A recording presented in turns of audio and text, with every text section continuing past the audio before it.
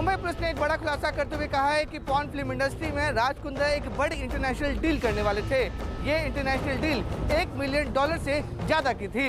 Porn film बनाने के आरोप में शिल्पा शेट्टी के पति राज कुंद्रा को जब कोर्ट में पेश किया गया तो कोर्ट ने उन्हें 27 जुलाई तक पुलिस हिरासत में भेज दिया है। साथ ही साथ उनके साथी रियान थारपी को भी पुलिस हिरासत में भेज दिया गया है। राज कुंद्रा से पूछताछ और उनके दस्तावेजों की जांच से इस सौदे के बारे में पता लगा है। पुलिस के मुताबिक कुंद्रा 121 पॉर्न वीडियो बेचने की तैयारी में थे। ये सौदा $12 लाख में होना था। पुलिस कुंद्रा के बैंक खातों की जांच कर रही है। पुलिस को शक है कि पॉर्न फिल्मों की कमाई से कुंद्रा सट्टा बाजार चलाते थे, इसीलिए कुंद्रा के यस बैंक अकाउंट और यूनाइटेड बैंक ऑफ अफ्रीका के ट्रांजैक्शन की जांच होगी। पॉर्न फिल्मों के मामले में शिल्पा शेट्टी से भी पूछताछ की गई। पुलिस शिल्पा शेट्टी के बैंक खातों की भी जांच कर सकती है। राज कुंद्रा की बैंक डिटेल से पता चला है कि राज कुंद्रा ऑनलाइन बेटिंग यानी कि सट्टा भी क्या करते थे। पुलिस को शक है कि पॉर्न इंडस्ट्री से कमाया गया पैसा राज कुंद्रा बेटिंग क्या करते थे। 21 जुलाई को जब राज कुंद्रा को गिरफ्तार किया गया था तो काफी डेटा को डिलीट किया गया है।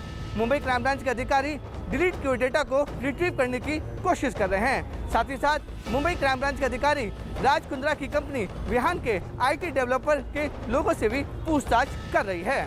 मुंबई क्राइम ब्रांच राज कुंद्रा की कंपनी वियान से जुड़े बाकी अधिकारियों और कर्मचारियों से पूछताछ की तैयारी में भी है। वियान कंपनी के IT और फाइनेंस डिपार्टमेंट के कर्मचारियों को पूछताछ के लिए समन भेजने की तैयारी हो चुकी है, क्योंकि पुलिस को शक है कि कंपनी के कर्मचारी बहुत से डेटा और जानकारी को छिपाने या डिलीट करने में जुटे हैं। अश्लील कारोबार से जुड़े होने के आरोप में फरवरी में गहना वशिष्ठ की गिरफ्तारी हो गई थी।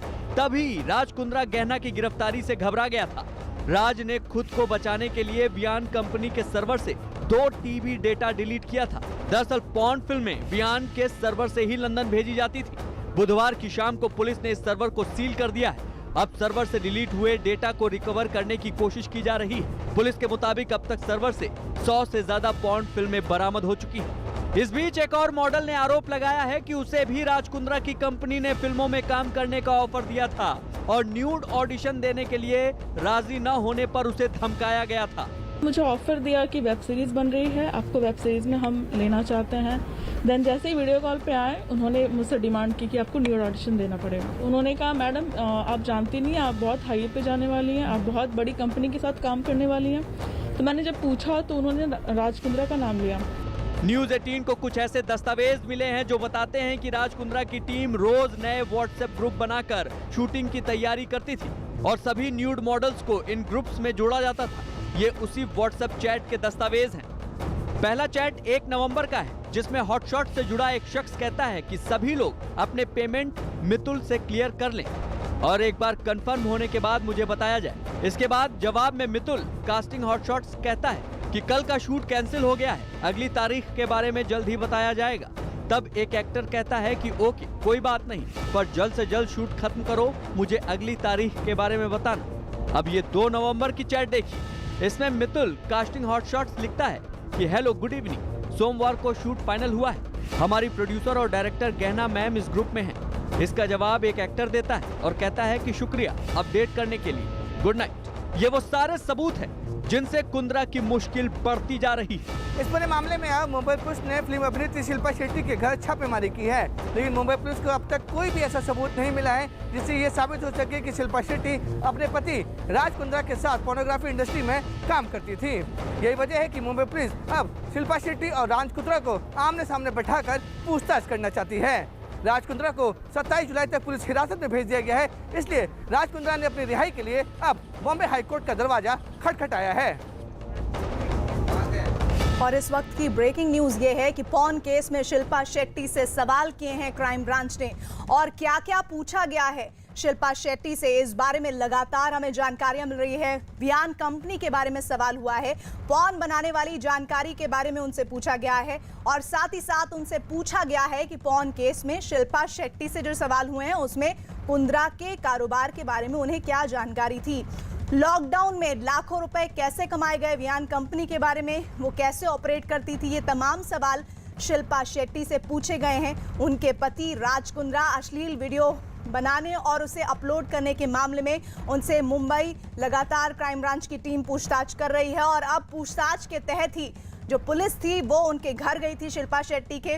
राज कुंद्रा और शिल्पा शेट्टी को आमने सामने बिठाकर पूछताछ की बात सामने आ रही थी और वो सवाल आपको हम दिखा रहे हैं जो शिल्पा शेट्टी से इस केस में मुंबई पुलिस ने पूछे हैं।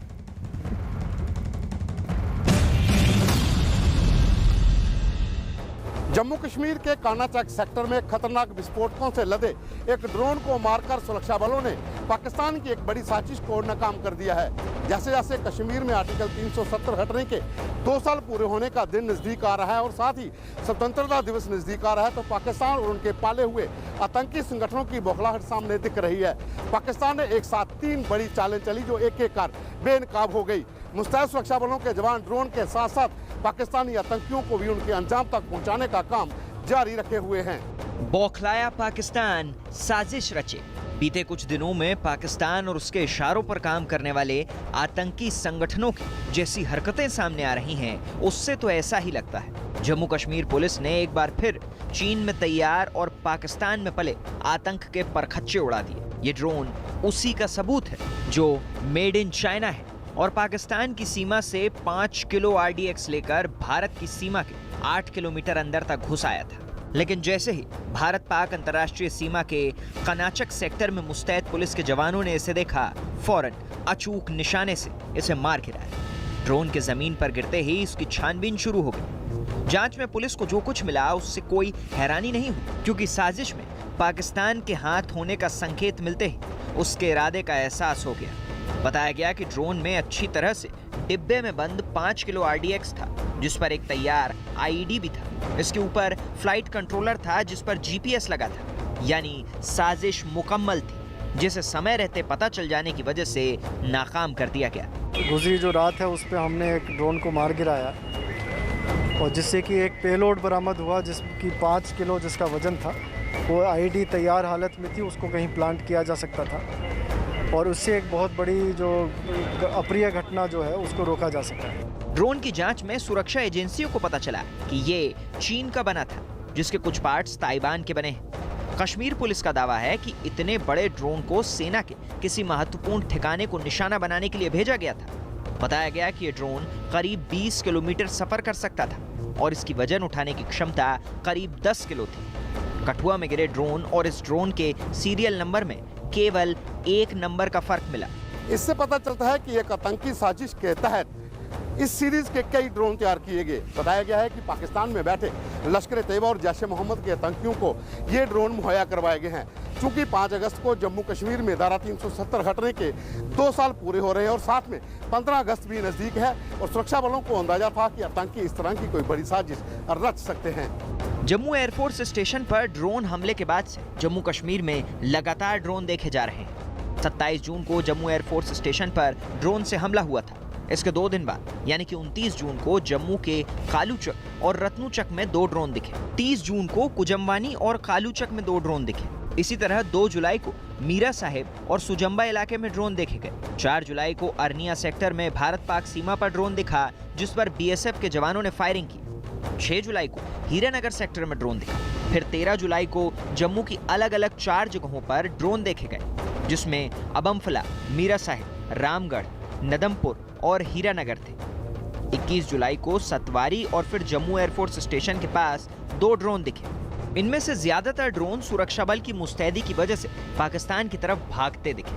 लगातार दिख रहे ड्रोन से साफ हो गया कि पाकिस्तान की आतंक नीति में अब ड्रोन भी शामिल हो गया है, जिसने सुरक्षा बल की चुनौतियों को बढ़ा दिया है।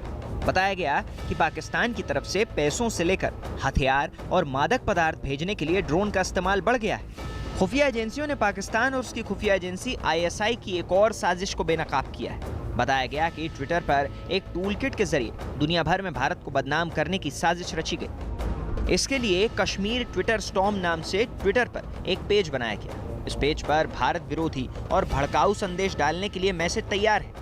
इन्हें कॉपी पेस्ट कर ट्वीट करने का विकल्प दिया गया है, ताकि कश्मीर के मुद्दे पर भारत की छवि खराब की जा सके। सुरक्षा एजेंसियों का दावा है कि दक्षिण अफ्रीका में बैठे कुछ लोग बड़े पैमाने पर ट्वीट करने वालों को पैसों की पेशकश कर रहे हैं। जाहिर सी बात है कि पाकिस्तान बौखलाहट में भारत को हर तरफ से नुकसान पहुंचाने की कोशिश कर रहा है, लेकिन भारत पाकिस्तान को हर बार बेनकाब करता आया है और इस बार भी उनका यही हशर हो रहा है। देश के नामचीन online food delivery platform Zomato India ने रिलायंस जियो को थैंक यू बोला। जोमेटो ने रिलायंस को ये शुक्रिया उस समय अता किया जब जोमेटो के आईपीओ को मिले जबरदस्त रेस्पॉन्स के बाद कंपनी के शेयरों की भारतीय शेयर मार्केट में बम्पर लिस्टिंग हुई। शेयर होल्डर्स को लिखे खत के जरिए कंपनी के संस्थापक और सीईओ गोयल ने इसे ऐतिहासिक दिन बताया और रिलायंस जियो को धन्यवाद कहा। थैंक यू कहते हुए जोमेटो ने रिलायंस जियो की कई बार तारीफ की। जोमेटो की कामयाबी का श्रेय रिलायंस जियो को देते हुए सीईओ दीपेंद्र गोयल ने कहा, भारत में जियो ने अविश्वसनीय सफलता हासिल की और इस वजह से विकसित वेब इकोसिस्टम की वजह से आज हम यहाँ हैं। जोमेटो भारत का पहला इंटरनेट यूनिकॉर्न है जिसने शेयर बाजार में लिस्टिंग की है। Bank of America global research ने साल की शुरुआत में कहा था कि मुकेश अंबानी की रिलायंस जियो के दूरसंचार क्षेत्र में उतरने के बाद से ही देश में यूनिकॉर्न कंपनियों की बाढ़ सी आ गई है। जियो का 4G रोल आउट भारत के इंटरनेट क्षेत्र और यूनिकॉर्न कंपनियों के लिए गेम चेंजर साबित हुआ है। इतना ही नहीं, देश की नामी गिरामी फूड डिलीवरी चेन जोमेटो के सीईओ दीपेंद्र गोयल ने कंपनी की ऐतिहासिक सफलता के मौके पर यह भी कहा कि भारत में यूनिकॉर्न कंपनियों की संख्या में तेजी से इजाफा हुआ है।